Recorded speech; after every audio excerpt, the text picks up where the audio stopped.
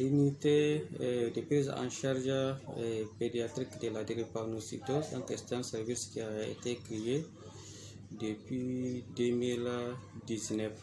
Donc nous prenons en charge tous les patients drépanocytaires, donc à savoir la forme SS, donc la forme homozygote, ou bien les syndromes drépanocytaires majeurs, donc qui regroupent donc la drépanocytose SS ou SC, ou bien S associé à d'autres hémoglobinopathies, à savoir donc la forme S, C plutôt, ou bien bêta-thalassémie. Devant un patient qui est symptomatique, donc qui est admis aux admissions, si on soupçonne la drépanocytose, donc les médecins demandent les CT scans, les tests de mail plutôt. Si les tests de mail reviennent positifs, donc, et au labo, ils font directement les CT scans. Les CT scans, donc, c'est une sorte de TDR qui permet de détecter l'hémoglobine S ou bien l'hémoglobine C. Et donc, une fois le diagnostic est comprimé, donc si le patient nécessite une hospitalisation, il sera hospitalisé dans les différents services. Maintenant, à la sortie, il sera orienté à l'OPD pour les suivis. Une fois donc arrivé chez nous, donc, on établit un dossier pour les malades avec un carnet de suivi. On peut donc l'éducation thérapeutique du patient, on l'explique, voilà, et les circuits, et les jours de rendez-vous, voilà, comment les malades, comment l'accompagnant doit faire une fois que son enfant est malade à la maison, quelle procédure il doit adopter. Les jours de consultation de drépanocytose, c'est chaque lundi, mercredi et jeudi. La prise en charge est gratuite, donc de 0, donc une fois inclus, c'est jusqu'à vraiment l'âge limite de 15 ans. La prise en charge est gratuite, à savoir les médicaments, les examens paracliniques, tout est pris en charge gratuitement. Les types de traitements, bon, c'est d'abord les traitements systématiques pour tous les malades. Il y a des médicaments qui les reçoivent systématiquement, à savoir donc l'acide folique et la pénicilline B. Il y a également un déparasitage antiparasitaire qui se fait tous les 6 mois. Et en plus, tous les 6 mois chez les plus de 5 ans et tous les 3 mois chez les moins de 5 ans. En plus du dépistage parasitaire, il y a également la vaccination contre la méningite. Et également, c'est systématique pour tous les enfants, mais seulement c'est à partir de 2 ans. Et en plus des traitements systématiques, on a les antalgiques, à savoir les antalgiques du palier 1, donc paracétamol et ibuprofène. Également, on donne ça aux accompagnantes, on les explique à prendre en cas de douleur, de commencer avec le paracétamol. Si après la prise du paracétamol, dans 30 minutes, s'il n'y a pas d'amélioration, donc d'ajouter l'ibuprofène. Donc ça, c'est le volet systématique. Et il y a un autre traitement donc, pour les patients les plus sévères, donc à savoir traitement par l'hydroxyurée. Nous avons une cohorte actuellement de 20 patients qui sont sous traitement par l'hydroxyurée.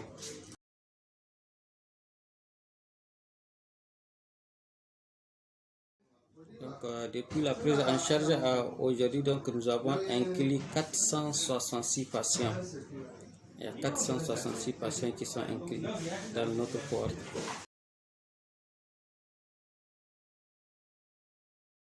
La drépanocytose est une maladie héréditaire qui touche les globules rouges, plus principalement donc l'hémoglobine.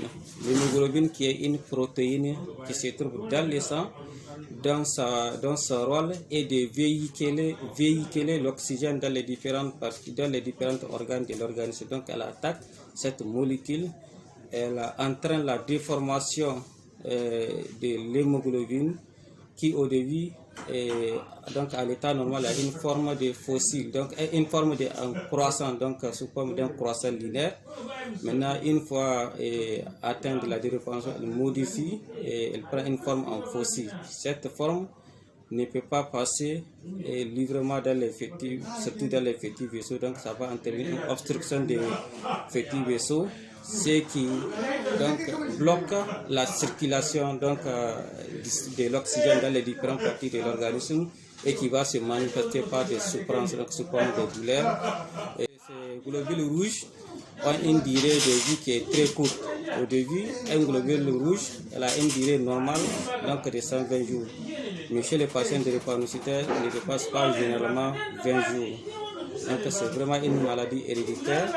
Il faut que les deux parents soient porteurs pour que l'enfant soit atteint de la maladie. Donc, le conseil que nous demandons donc aux parents avant le mariage, c'est vraiment le dépistage prénuptial. Donc vraiment, s'il y a un couple qui veut se vraiment marier, il faut faire le dépistage. Donc si vous êtes porteur, vous tous deux, il faut savoir que vraiment il faut revoir les couples là, sinon vous aurez des enfants drépanocytaires.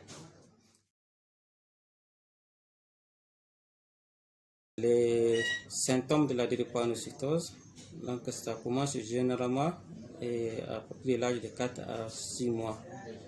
Donc avec les premières manifestations cliniques, c'est surtout des tuméfactions qui sont douloureuses, qui sont observées soit au niveau des phalanges, des dos, des mains ou bien du pied.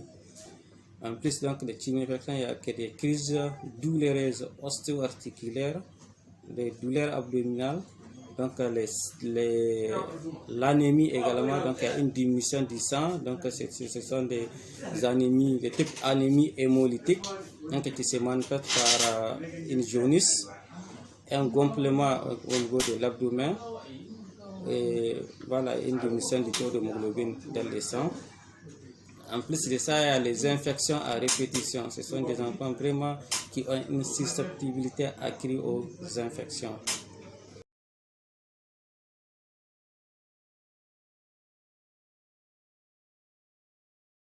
L'avantage de ces services, vraiment ça permet, comme je vous ai dit, donc, de suivre d'abord tous les enfants avec des pathologies chroniques, donc qui permet donc de suivre ces enfants-là, donc qu'ils viennent à chaque fois à leur rendez-vous. Donc s'ils respectent leur rendez-vous, ça diminue donc le nombre d'hospitalisations, ça diminue également, je pense, les taux de décès.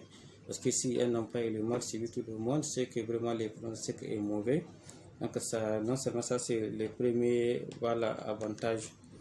Le deuxième avantage, est pour les parents également, ça permet aux parents de dépenser moins d'argent. Parce que vous savez que la prise en charge vraiment de la drépanocytose est vraiment très chère, surtout avec les traitements par hydroxyurée, qui est vraiment une molécule très chère. Les médecins sans frontières prennent en charge ça gratuitement.